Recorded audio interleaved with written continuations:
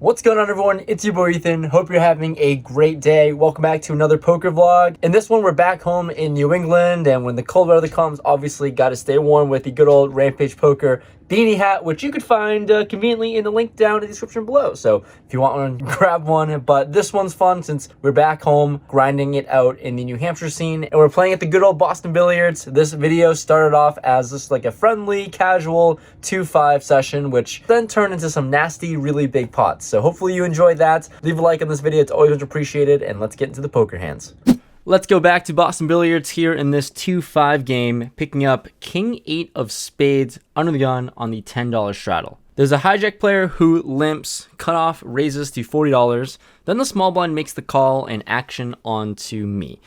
Well, I think this is a pretty good hand to start bluffing with. And, you know, one of the first hands I've got dealt in the session. Let's mix it up. I put in a 3-bet this time to $230, pretty large given we're out of position. Action folds around to the small blind player who ends up making the call. Pretty interesting spot where he double calls a raise, and I can't expect him to have too strong of a hand calling twice, especially out of position, but we're off to a flop of 7-7-4 rainbow with 1 spade. He checks it over to me, and on these paired boards, I like betting, and here we go, firing away. I bet out $175, and for this amount, he makes the call. Off to a turn, which comes in 8. He checks again with about $800 behind. It's about a pot-sized bet. Now we've turned a pair, and honestly, I'm conflicted between betting or checking here. I still like to continue betting as a bluff, although I am repping all over pairs. So if I bet here, simply bluffing, and now it's dependent on what size I want to bet. Honestly, no size makes a whole lot of sense besides a pot-sized jam, so I go for it. Trying to rep out over pairs, trying to fold some draws or whatever, but if draws call, then we have a pair and we're ahead. I rip it all in, and he makes the call pretty quickly. He says he has a boat. Oh god, that's not good. River is a blank. He has 8-7 offsuit. Oh, nice. Oh, nice. That is a punt caught and returned all the way for a touchdown. This hand for us didn't go great, but for our opponent, racks in a pile of chips. All right, well, it's time to rebuild, and this next hand, picking up jacks in late position. There's an under the gun $10 straddle, and there's an early position open to $30. On to me here, happy to 3-bet, happy to get more money in the middle, obviously, so I 3-bet to 100, and this early position player makes the call.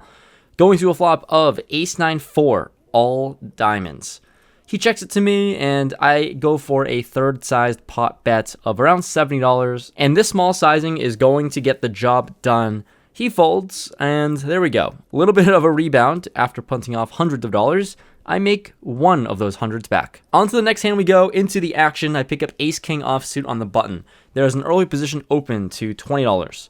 Then, next to act, the guy I just doubled up 3-bets to $75, and what I've seen from this guy is he seems to be playing every single hand, so we're definitely going to get involved in position with a premium. I put in another raise, 4-betted up to $225.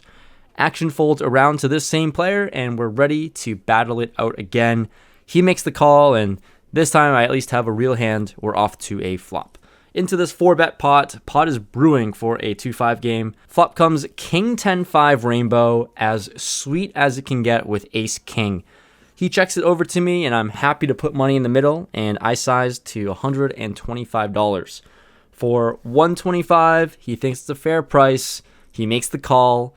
Let's go. Let's try to take this hand 3 streets of value and build a big one. The turn comes the 7 of clubs. He checks again, and nothing to do but continue piling money in the middle. If I can do it with bluffs, I should definitely be doing it with top. So I put in a bet of $575. And for this price, $575. Mind you, it's 100 big blinds in a 2-5 game. He makes the call. Oh boy, we're playing a big one, and the river comes a Brick City card, inconsequential, and it doesn't matter. He checks for a third time now, and this player has about 1,600 in his stack, and we're going for max pain or max value. Doesn't matter what it is, but we're sticking everything in the middle. I jam, about 1600 effective, and he snap calls. Oh god, snap calling must be a bad sign. I show my hand.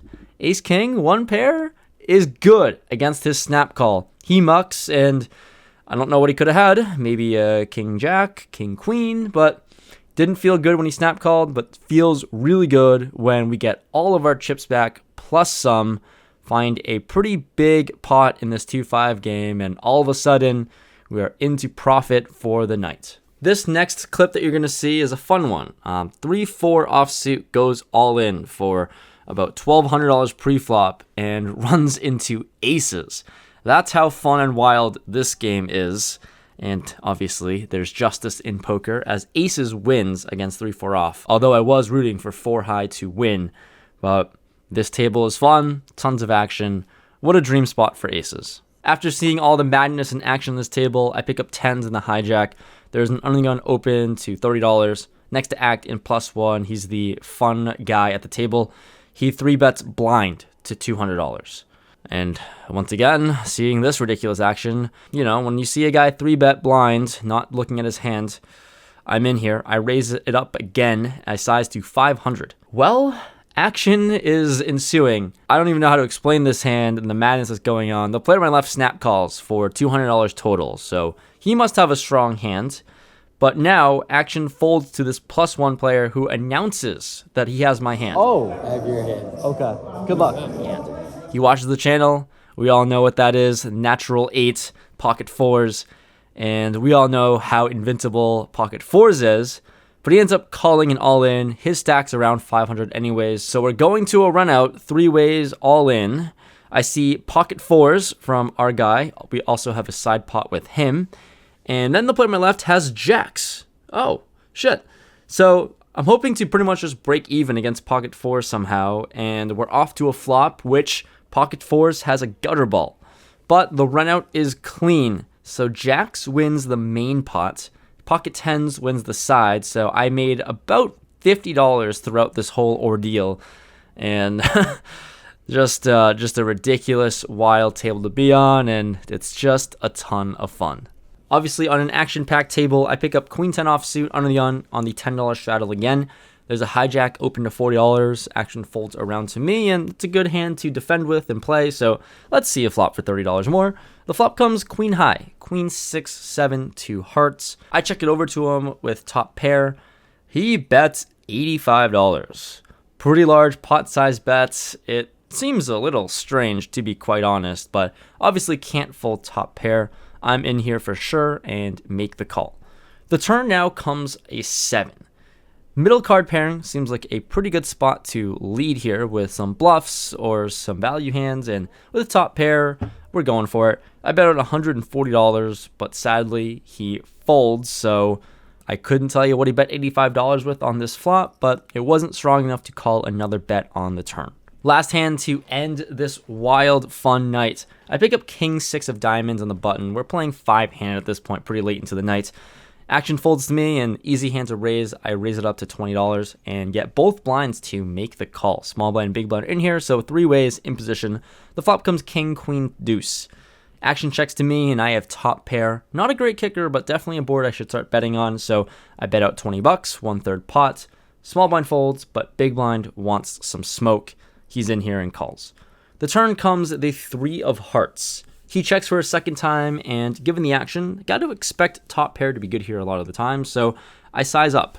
Bet big to $125, and for $125, he's not deterred. He makes the call. So let's go to a river with this pot brewing. It is a board pairing 3. Pretty sweet spot now as we don't have kicker issues against any king anymore. We also have a queen high kicker, and I'll probably chop any king X holdings. So when he checks again for a 3rd time, I'm confident I'm ahead. Confident that I can bet to either just chop the pot as a king probably isn't folding, or also just get value from a queen as well. I bet out $210. He calls pretty quickly with ace queen, and sweet. More chips getting pushed our way, winning a pretty big pot, and didn't do anything special. Just value bet top pair all the way down.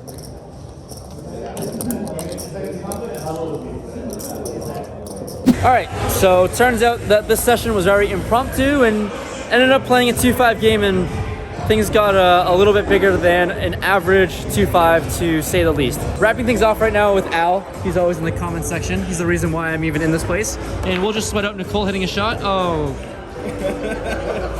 There's no cutting this one out, unfortunately. Anyways, me and Nicole are on the team. Ending the night off with some pool, and things went overall pretty well today in a short amount of time played.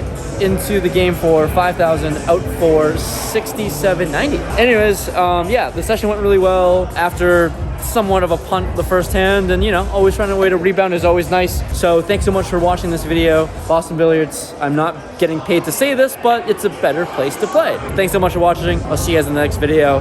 Hopefully you guys enjoyed the cash sessions, and maybe the next video I'll be in Aruba. It's gonna be fun. See you guys next time. Peace.